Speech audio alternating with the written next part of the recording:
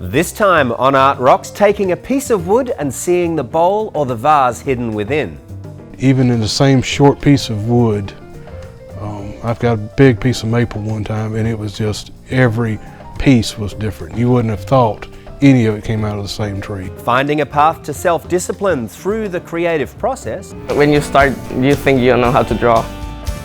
That's when the process of learning comes, and you need to have patience. Trading the actor's role for a director's chair. I learned pretty early on that if I wanted to always work in theater, consistently work in theater, I should probably have more skills than just being able to memorize lines. And nature's raw materials transformed. I'm interested in exploring the transformative nature of materials and how the language can shift. Those stories up next on Art Rocks.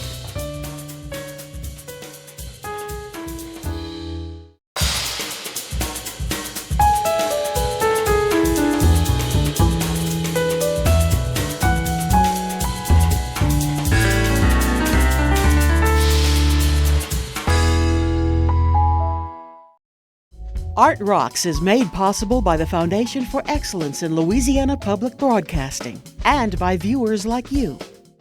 Hello, I'm James Fox Smith, publisher of Country Roads magazine and your host for this episode of Art Rocks.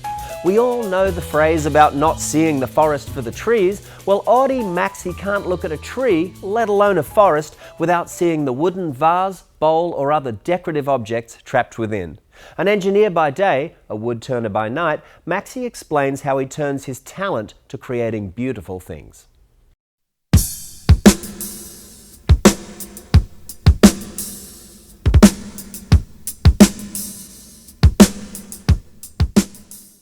My grandfather was a woodworker of sorts. He did all kind of axe handles and boat paddles and worked with wood all of his life. He would have loved to have had a cabinet shop and made things of that nature, but he had just a very crude draw knife and an axe.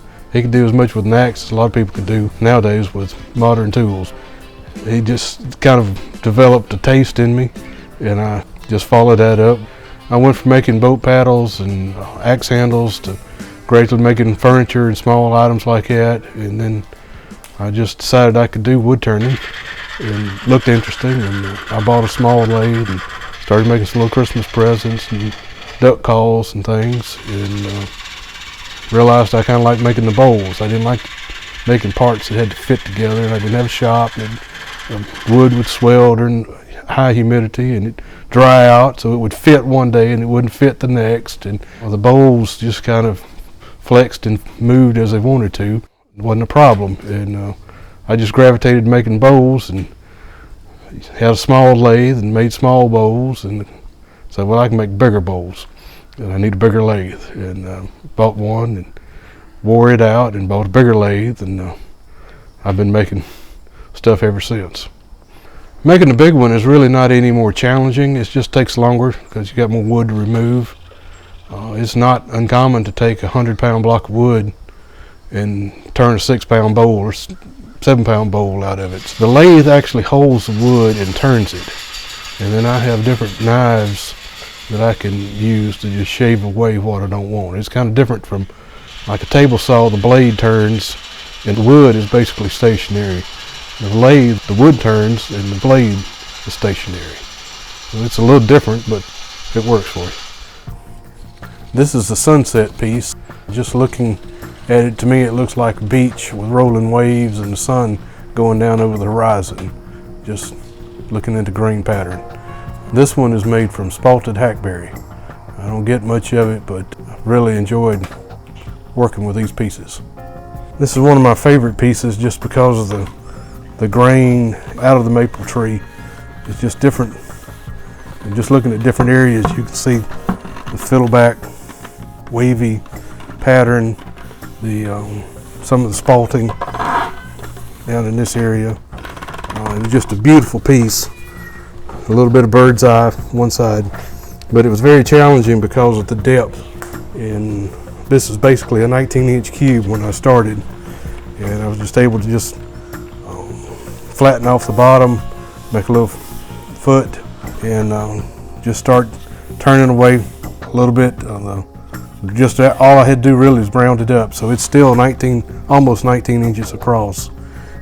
But at the depth, the further you cut, the more dangerous it becomes and the harder it becomes, because the tool, a lot more of it's sticking inside.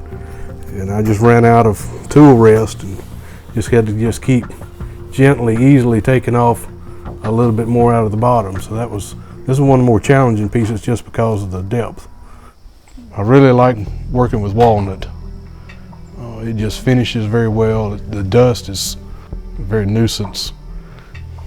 But I really like walnut, maple, any kind of spalted wood. Pecan spalt's really pretty. It makes dark lines throughout it.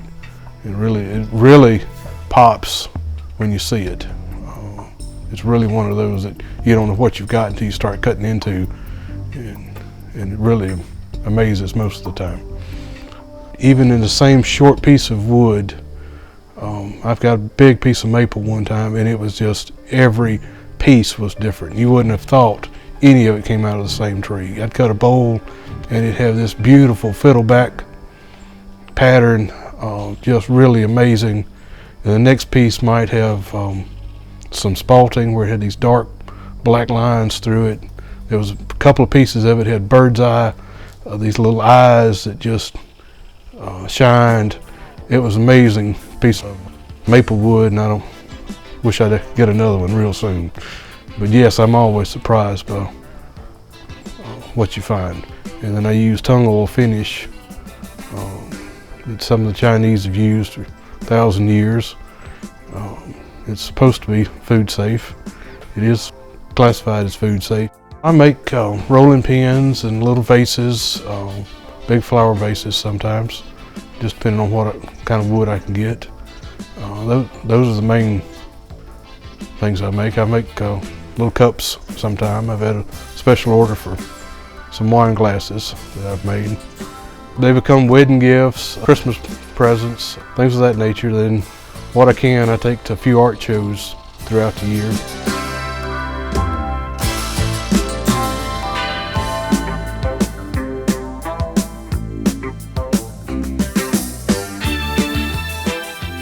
I sign and date them and put what kind of wood it's made from. Sometimes I put where I recovered the log from. I started buying a few pieces just because we can't get big leaf maple and some other things here locally, but I'm just flooded with wood from other places. People know that I do this and they call me all the time. I'm gonna have to take this tree down. Won't you come get some of it and make me something out of it? Or I'm gonna had this storm came through, this limb fell down, come make me something out of it. So I have that all the time. Part of it is just good therapy. You know, I come home from work, eat supper, and I come outside and turn. I think a lot of it though is the thrill of revealing what's there. You know, cutting into a block of wood and seeing what the grain looks like, what the pattern is. I've salvaged many a piece of somebody else's firewood, go to somebody's home and say, "You're not going to burn this."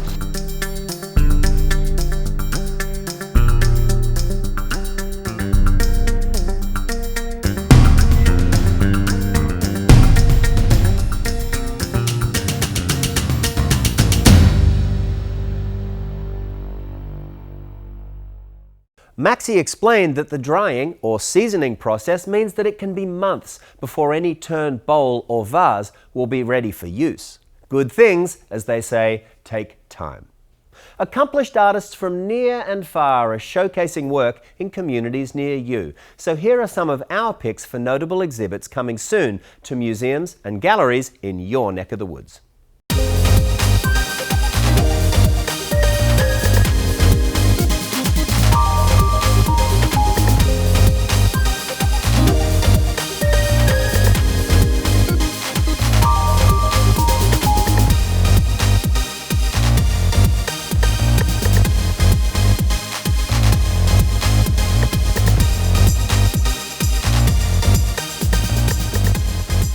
For more about these and many more events in the arts, subscribe to Arts Monthly, the new free e-newsletter from the editors at LPB and Country Roads Magazine. Sign up at lpb.org/artrocks.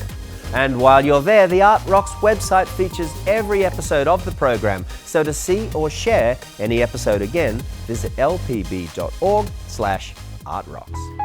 Come along now as we visit a young man with the great good fortune of knowing exactly what he wants to do. Orlando, Florida's Kenneth Rodriguez might still be in high school, but he already has a path plotted for making himself a career as a professional artist. Want to know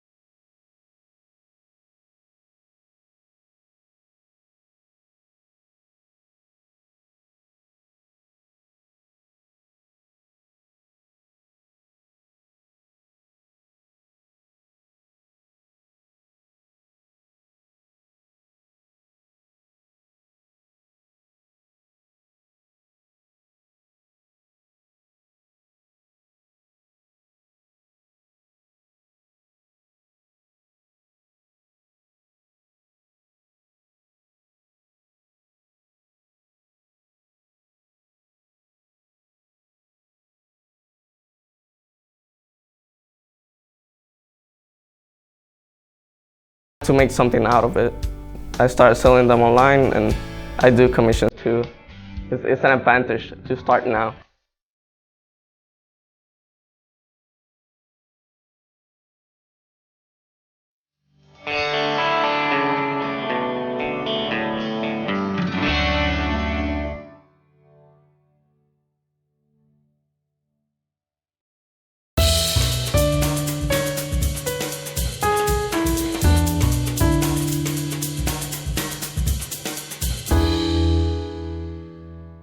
The roar of the grease paint, the smell of the crowd. Ask any actor. Live theatre can be absolutely addictive. Chad Sweet lives and breathes this unique atmosphere as a technical director and a production manager of the Reno Little Theater in Reno, Nevada. Let's look into Sweet's entire journey from the moment he steps on stage to being a character holding the whole show together.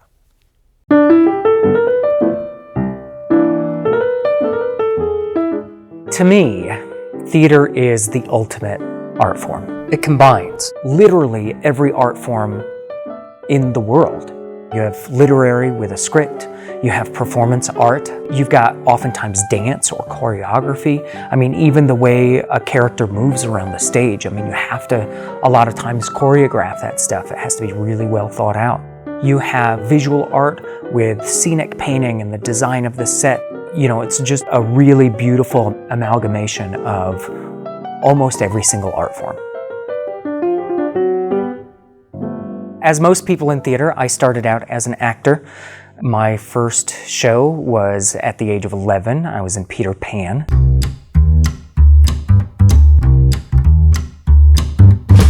I found something I really loved and I didn't go to school for it. I thought I wasn't good enough to be an actor. So I thought, you know what, I'm still gonna try and be an actor, but as a backup plan, I'll go to art school and I'll be a painter. It's a really solid economic backup plan there. I got my first professional theater job right out of college. I worked at a small summer stock theater in upstate New York, Cortland Repertory Theater. And I worked for about 10 years off of that first audition. And I learned pretty early on that if I wanted to always work in theater, consistently work in theater, I should probably have more skills than just being able to memorize lines and be entertaining. Because I went to school to be a painter, I easily picked up doing things like scenic painting and design work and things like that. And then I got into props design and building and set building as well. And I worked all over the country. I worked down in Mexico. Reno Little Theater is one of the longest running community theaters in the nation. It's been a fixture of the community since 1935. I am the technical director, production manager, and resident designer here at Reno Little Theater. We do 6 main stage productions a year. At any given moment, we've got about 3 productions in the hopper. We'll have 1 on stage. We've already been in production and rehearsals for the next show, and then we're also starting pre-production for the show following that. As a set designer, I'll have a brainstorming meeting with the director. I'll go back and do some really fleshed out sketches. I'll do a ground plan, and then from there I'll start doing renderings. I'll bring those ground plans into a 3-dimensional view so the director can really understand what their people are going to live in. We'll pick out colors, we'll pick out styles of furniture. Then I get to work sourcing the things that I need. If I need wallpaper, I gotta find that wallpaper and hopefully find it for really cheap. And then if there's furniture, what are these furniture pieces and where am I gonna get them? Am I gonna be able to pull them from our storage? Usually the last resort is to go out and buy something. But there's Craigslist. Craigslist has got to be the best invention for theater in modern history.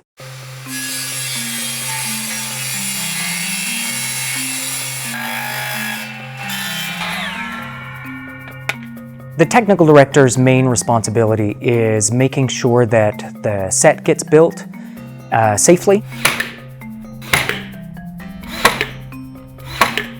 The funny thing about designing and about set building is that it's never done and nothing is ever static. Everything always changes. Production manager is a bit more administrative. They're in charge of making sure that all of the tech departments are getting their work done, getting it done to the satisfaction of the director and the designers, and also getting it done under budget. It's the iceberg effect. A lot of people see just the top 5%. You see a couple of actors on stage and you think, wow, that performance was brilliant. They're not really led behind the scenes to look at what happened 8 months ago, a year ago, when we started the process of what shows we were going to do and how we were going to do them, and having the director meet with the designers and figuring out all of the concepts and how they're going to tell the story the most efficient and evocative way.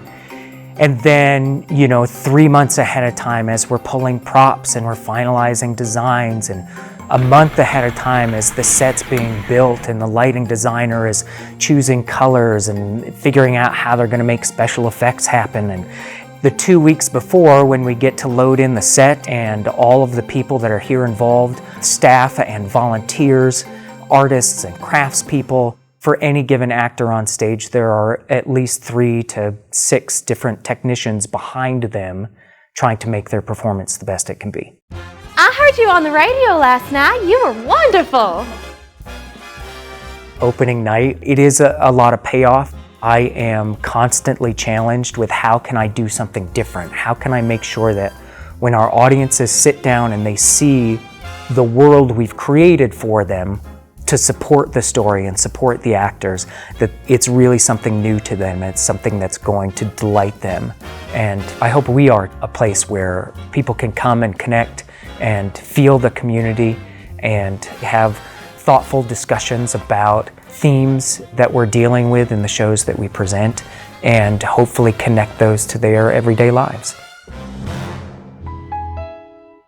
Way up in Hudson, New York, Jeffrey Gibson is using beadwork, ceramics, sculpture and paintings to create art that mixes his cultural heritage with minimalism and abstraction.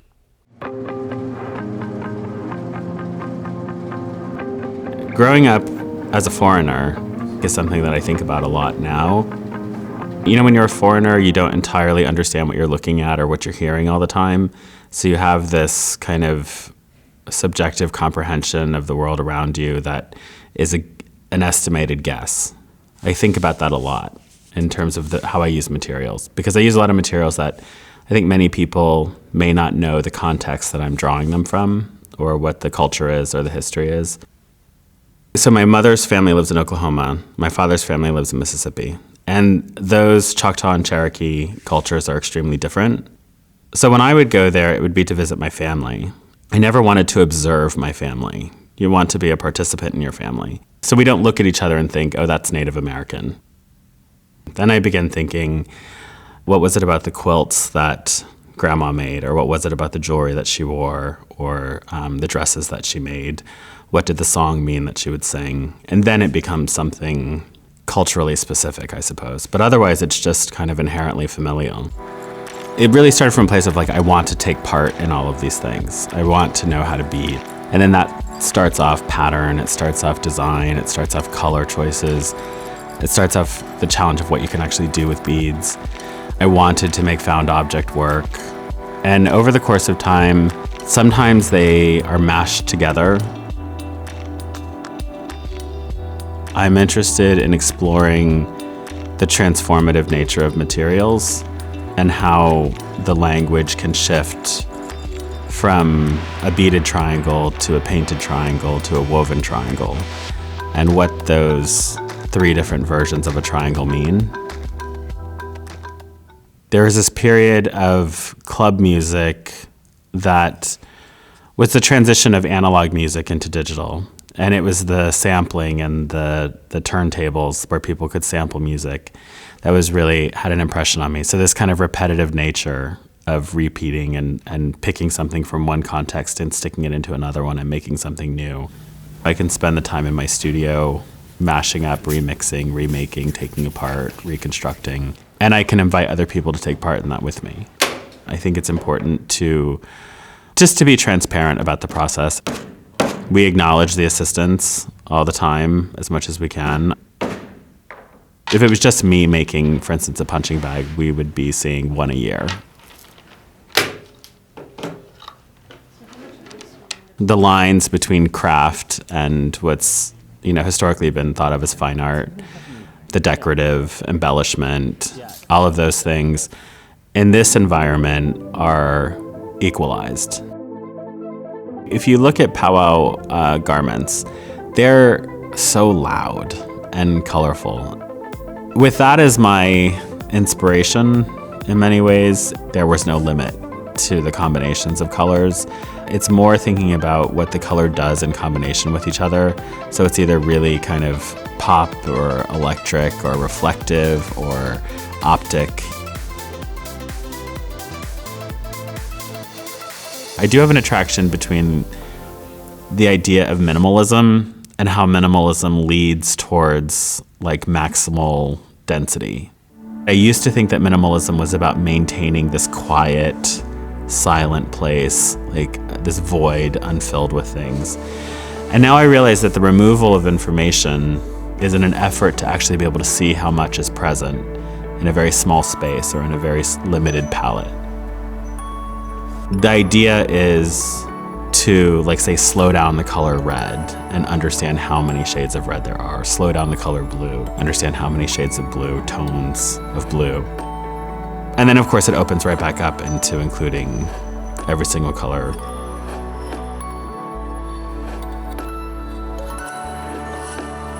My training is as an entirely process-based abstract artist. But the text was always meant to name this entirely subjective language of abstraction. And at some point, when the audience wasn't able to get the content that I felt I was putting into the abstraction, I decided to just start putting the text directly on it. Most of the titles, for instance, come from appropriated lyrics. And then it just kind of hit. There was something about the understanding that these words describe what you're looking at. It became a really big part of the work for me. People who were looking at my work at the time would always question, well, how does this relate to who you are? You know, how does this relate to you as a Native American person, as a gay person? Is this subjectivity somehow representative of that experience? And it seemed no matter how hard I would say, no, it's not, it almost compounded more for people to look for connections in the work.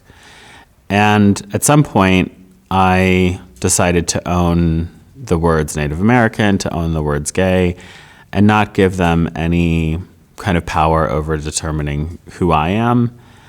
But I was fine with the work being described in that way, because it is true. This is my experience, and in the 20th century at that time, and even today, that's very much how we describe each other.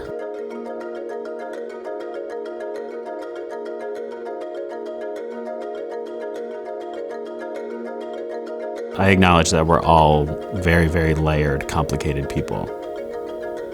In our contemporary world, we don't always have the opportunity to explore that or to share that with each other, but it's what you can do in art.